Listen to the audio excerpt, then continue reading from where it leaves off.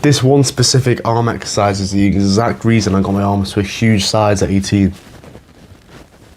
Gotcha. You're going to expect me to, tell you the exact exercise that you have to do, the exact routine that you have to do. Newsflash, it's not as easy as that. It's so much more complicated than that. You're probably doing the exercise selection and the routine right, and it's the rest of the training that you're not doing wrong. So I'm going to teach you literally the autistic nitty-gritty details from exercise selection to how you train to the quality of your performance, all that sort of stuff that we'll get to in the future, because you want big arms. You're quite happy not training legs, not training abs, not training core, not training traps, but you do want big arms. That's the thing that everyone wants when they come to the gym. The only thing that I hear consistently throughout, all of the teenagers ever, is that they want big arms. Some of them don't even care about chest, some of them don't even care about back, they just want big arms, so when they take their top off, they look massive, or when they take the jumper off in school, like the sleeves mega tight and it's popping and veins are popping out the forearms, and they think that's the solution to all of their problems. Getting girls, all that sort of stuff, it's usually going to happen like that once they get big arms. And it definitely does, by the way, so you better listen to this video. So I'm going to teach you that guide. I'm going to help you be that person that, makes a shirt really tight like mine was and the veins pop out and all that sort of stuff. And I'm going to teach you all that today. So the first thing that's going wrong is the training split. I want us to boycott the normal push-pull legs at the minute. And you'd be like, what? Push-pull legs? Everyone fucking does that. What the fuck? Is the most common split ever. And I'll tell you exactly why. Every time you do the normal push-pull leg split, the arms are always at the end of the session, right? And it's typically on the push-pull legs that triceps go with chest, biceps go with back.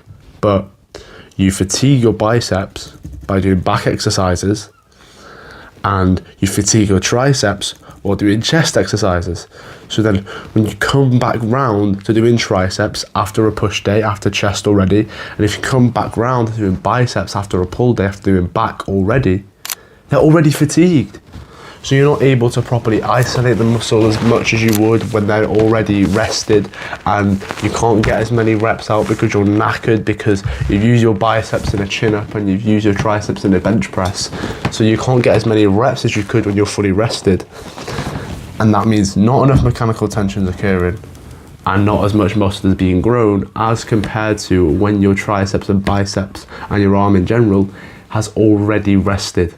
This goes for shoulders too, because shoulders are used during bench press and pressing movements, and then you do shoulders after a push day anyway. So it's all of it. It's your shoulders, your biceps, and your triceps. So your entire arm is being worked when it's fucking fatigued. When you do a normal push-pull leg split, it doesn't make fucking sense, does it? So instead of working these muscles fatigued, I've got one quick solution that you can do. Swap the muscles around. So on your push day, you will now do chest and biceps. And on your pull day, you will now do back, shoulders, and triceps. Simple. Absolutely simple. So now, when you do your push day, you're not going to be training a fatigued muscle because you'll be doing your biceps instead of your triceps, and obviously your biceps is the antagonist to your triceps, so it will not be fatigued after doing pressing movements because it has to lengthen and stretch to support your triceps and chest working during pressing movements, so it will not be fatigued. And the same goes with triceps on back. And better yet, you could even do shoulders on a leg day, because you can even argue that when you're doing back, your rear delts get absolutely fired and your shoulders are fatigued, especially for your rear delts. So you could actually do shoulders on a leg day. So your split will instead be going from regular push-pull legs, to chest and biceps, back and triceps, shoulders and legs. That is so much more optimal for your arms, and so much more better, because you're not training a muscle that's fatigued. Yeah, you could turn around and swap the muscles around, you could do your arms before your back and chest, but then you're training your chest and back when they're fatigued, and you're coming back saying, oh my god, my chest and back are so underdeveloped, and you're wondering why. It's because you're training a fatigue muscle. Stop training fatigue muscles. Make a split that makes sure that you're not training fatigue muscles. Done. Simple, right? And go one step further, you could actually have an entire arm day. Bro, I loved doing this. When I changed my split for the first time in like 2 years, notice that I didn't change a split for 2 years. A little tip that you could take. When I first changed my split after 2 years, I changed from the regular push-pull legs whilst doing this sort of tactic by changing the muscles around, so it was more like a chest and arms, chest and biceps, back and triceps, shoulders and legs. When I changed from that to the Arnold split, which was chest and back, arms, legs, bro, I fucking loved it. And not only did I absolutely love it, I got an entire day to train my arms. One, that's going to improve your consistency already, because you're never going to fucking skip an arm day. Never, because it's fucking class, bro. Sorry, bro. It's class. Training arms all day, but I do that every single day if I could. Fuck fatigue, right? So you're never going to miss that arm day. And two, your arms are going to grow substantially because you're focused and dedicating an entire day, having intention, having a good performance, focusing on cues for just your arms, and that is it. And my arms grew significantly when I did that. So you could take that one step further and just boycott the entire push-pull legs program in general and do an Arnold split, which is chest and back, arms, legs. That is how you can construct the training split that benefits your arms, rather than just constantly training them fatigued and fatigued and fatigued, and then wondering, oh my god, my arms aren't growing. Look at my arms aren't growing because I'm training them when they're already knackered. That's like saying, I'm not so fast when I do a 100-meter sprint because I did a marathon like yesterday. It's the same shit. It's retarded. So stop training muscles that are fatigued and construct the training split that allows you to do that. The second thing we've got is too many exercises. I guarantee that you've searched up so many times on TikTok especially, or Google, or whatever you use. How do I target the short head of the bicep? How do I target the long head of the tricep? How do I target my rear delt instead of actually hitting my front delt because I'm a retard? And guess what? You're overcomplicating it, one, and two, it doesn't fucking work. A study actually came out recently saying that you actually cannot target a specific head of your bicep. So all the hours of research that you've been doing saying, right, I will do a short head exercise to prioritize my short head of the bicep. So I will do a preach curl. And then for the long head of the bicep, I will do spider curls or whatever. Or Bayesian curls. It doesn't fucking work. It doesn't work. And for triceps, it's the same thing. Yeah, you can target specific heads of your triceps by pulling your arm behind your body for the long head and having it in front and pressing for the short head. But guess what? All the movements basically target the same heads. So you still only need 2 movements with your triceps as well. So I'm going to not overcomplicate it for you. I'm going to just straight up tell you exactly what you should do and how you should construct your arm days so you can get the most growth.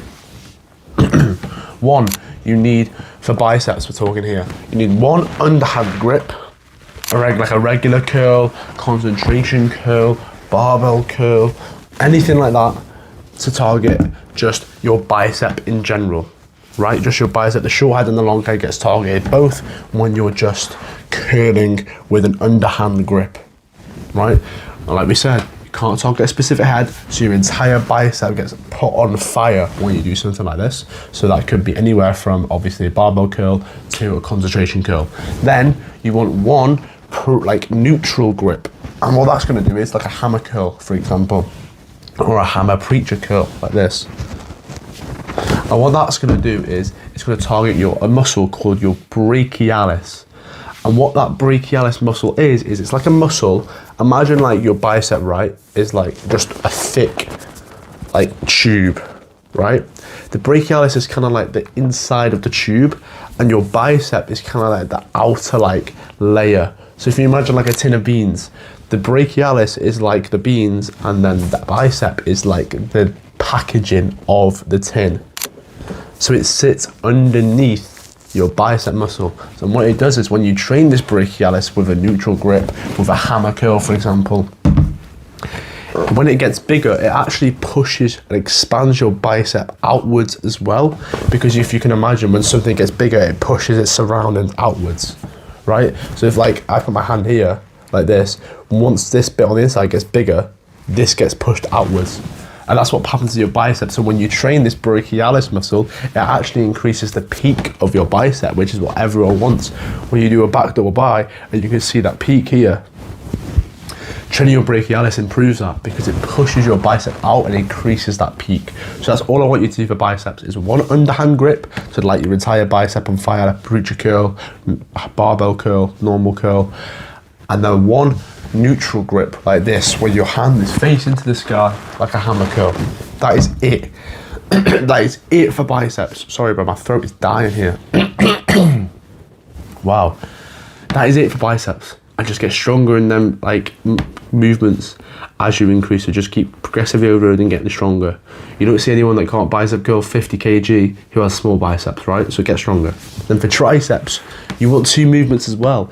You want one movement that targets the long head of the tricep, which is this thick bit here. So when you do like a what the fuck is this pose, bro? A bicep pose. It's this long head bit which pokes out underneath here. And this bit here, and you can feel it when you retract your arm behind your body. You can feel it tense already. I guarantee if you did this with me, but you're not because you're an idiot, you can feel it, right? That's the long head. And then you've also got your short and lateral head. Is it? Bro, I forget the names for this shit, bro.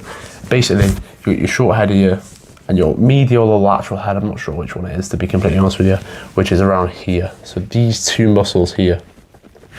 And they get trained from a pressing position. So it doesn't matter what, your arm has to be in front of you and you press. So you need two exercises, one where you're pressing and one where your arm is behind your body. Simple.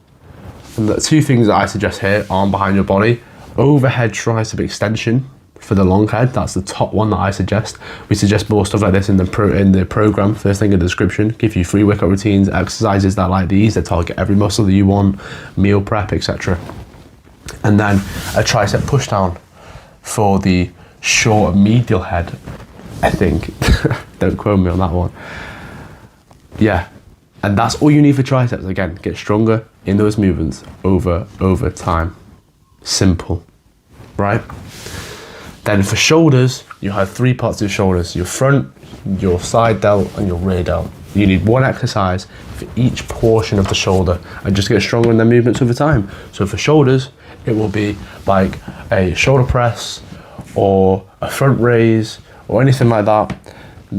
Your side delt benefits from your arms going out to your side. So guess what? Lat raise. Everyone knows this. Abide by a lat raise. Lat raise is the king. And then for rear delts, rear delt fly. Everyone knows this. Rear delt's the king. Rear delt fly's the king. And that is it. You don't need to overcomplicate your training by doing 5 bicep exercises. One targets the front of the peak, one targets the back of the peak, one targets the long head. You don't need 4 to 6 tricep exercises. All right, I'll do coast grip bench press for my compound, and then I will go into push downs, and then, oh, I need to hit my long head, so I'll do skull crushers. Like, it can really be simple as 2 exercises for your biceps, 2 exercises for your triceps, and 3 exercises for your shoulders. Done. And I guarantee if you pick less exercises and just stick to them and focus on getting stronger rather than flip-flopping between so many and choosing loads and just over-fatiguing them in general, you'll make so much more progress rather than, you know, picking 6 exercises, knackering out your arms, and then not being able to push as hard isn't just going to be beneficial. It just isn't. So pick 2 for biceps, 2 for triceps, 3 for shoulders, and just progressively overload them over time. And I guarantee you'll see the biggest arms that you've ever fucking seen. Simple. Training really can be simple, bro, honestly. Everyone overcomplicates it. It really can be simple once you know these things and stop listening to bullshit influencers that sell you lies. And the third thing is quality of performance. You need to treat bodybuilding like it's a sport. For what it actually is. Most people look at bodybuilding or weightlifting and be like, oh, it doesn't matter, it's not a sport. It is, and you're going to get the best benefits out of it when you treat it like that. Like any other sport, like when you turn it to football training, like when you turn it to rugby training, like when you turn it to basketball training, whatever it is, right? Whatever sport you play, hockey training if you're a gimp. And, you know, it's about the quality of performance. You are going to get better. You're going to see better results if you perform better on that day. It is that simple. It's the same for every other sport, and it's the same for bodybuilding as well. So you need to take this really seriously. Now, are you training to failure? I'm gonna just set off some fucking quick questions for you. Are you training till failure? Are you training hard enough with the right intensity? Are you using rep ranges? You know, where you pick 8 to 12 and you start at a rep that you can do for 8 reps over weeks and weeks and weeks. You get to 12 and then you up the weight again. You know, are you progressively overloading? Are you having a correct schedule where your training is all in the right routine and you're picking the right training so your arms aren't fatigued and, you know, you're going consistently? Is your consistency okay? You know, all these questions. Is your arousal high enough? Is your intensity high enough? Are you pushing yourself truly, truly hard rather than just going, oh, I'm feeling a burn and I'll stop? Are you using hyperventilation to improve your fitness journey? You know, all these little things that can improve the quality of performance. Are you using them? Are you researching them? Are you looking at what to do, you know, in terms of quality of performance? And then you'll be like, oh yeah, you say this advice all the time. Because it's fucking true. Because it fucking works, bro. Yeah, I'll say it all the fucking time. I'll be repetitive. I don't give a fuck. And the people that actually listen and turn around and be like, and tune in every week and be like, yeah, I'm doing that. I'm happy. It's reinforcing the idea that it's fucking working. So yeah, I'm repetitive. It fucking works. I'm not going to say different advice if it doesn't work. I'm going to say the same shit over and over again because it works. So yeah, training rep ranges. Obviously start at a weight that's lower in the rep range and then increase and progressively overload. Train till failure. Just because it burns doesn't mean you should stop. Train so you can't get another rep.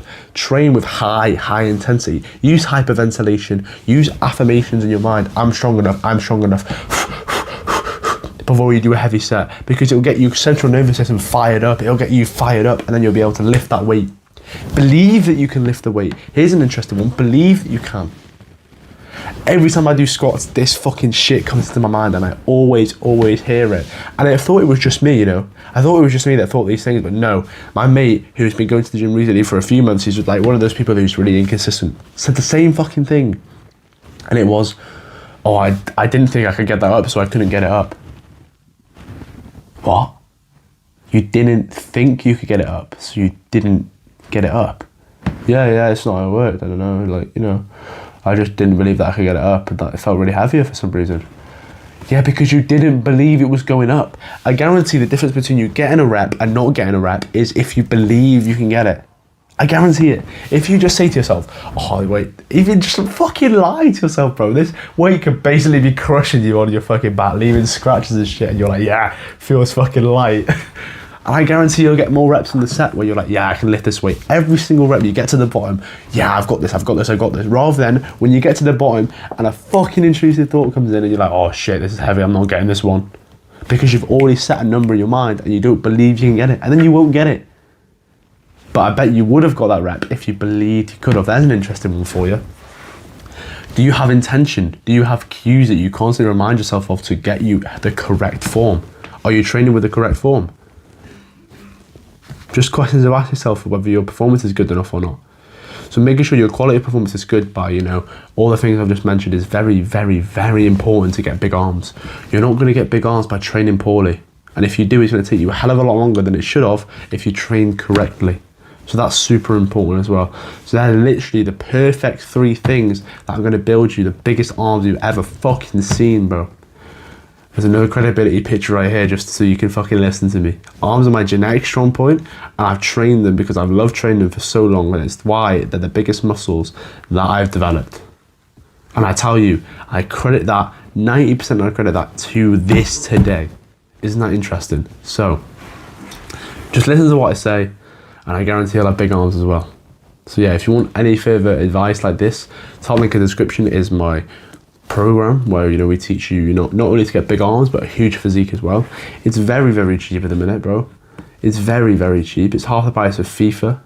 So if you want to spend the entire year, you know, faffing about, playing with your hero and icon packs and sending your whole squad into an SBC and having nothing left and crying and buying FIFA points, you can. Or you can spend half that price and build the best physique you could ever possibly build in such a short amount of time, because I have developed years and years and years of experience, made so many mistakes, and I've just taught that all to you so you can avoid the same mistakes that I did and achieve a physique so much faster than me. And it's fucking great, bro. The grass is so greener on the other side. It's fucking awesome, bro. I fucking love it. Every time I wake up, I look at myself when I've been consistent on my fitness and my diet and my just journey in general. I feel fucking amazing, bro. Fucking amazing. And I want that for you as well. Girls interested in me, more friendships with guys, people respect you, people at work treat you better, you've got better chances at interviews, you'll probably do better in your exams because your mental health is more in check. Everything, bro. So if you want to invest in that, I fully back it, bro. And then obviously TikTok and Instagram in the description, all DMs are open for advice, bro. I'll help you for free, literally for free, and it could build a little bit more interest in me. So if you want to send me a question, something I haven't included in this video, or maybe something that, you know, you're curious about and you think is very specific to you, shoot me a message, bro, and I guarantee I'll help you. And with all that said, have a good session today, bro, and I'll see you later.